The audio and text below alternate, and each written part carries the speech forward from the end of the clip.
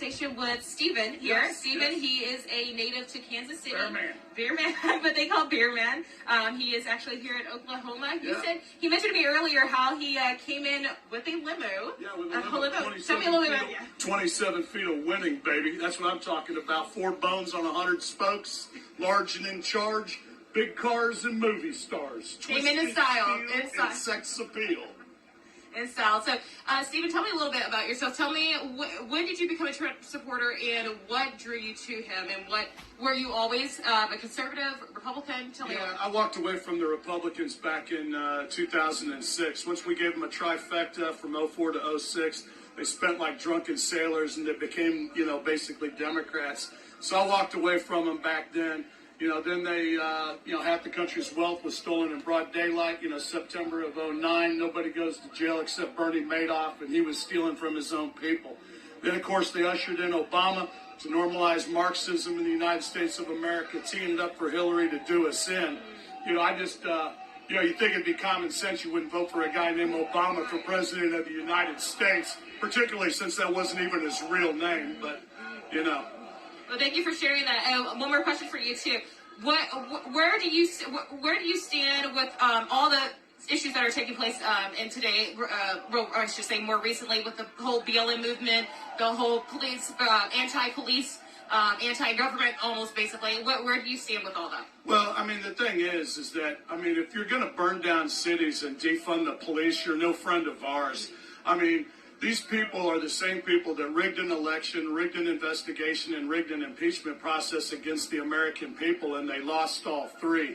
They voted for a guy named Obama not once but twice, and he stole everything.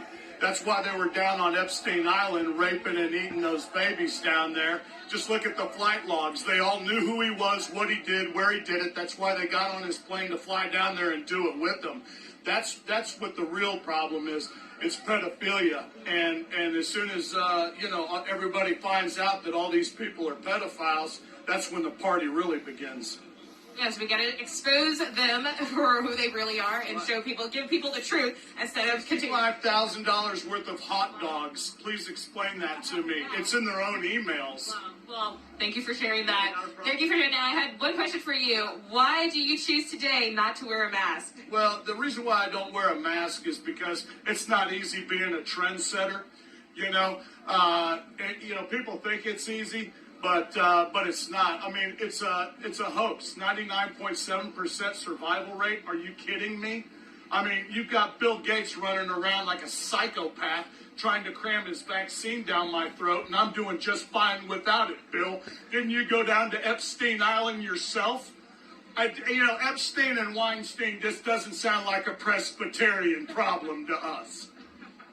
Well, thank you for sharing that. But, of course, that does not go against the basic safety procedures that we should be doing at a daily basis, washing our hands, staying at least as far away as possible. If you took that mask off, I'd make out with you.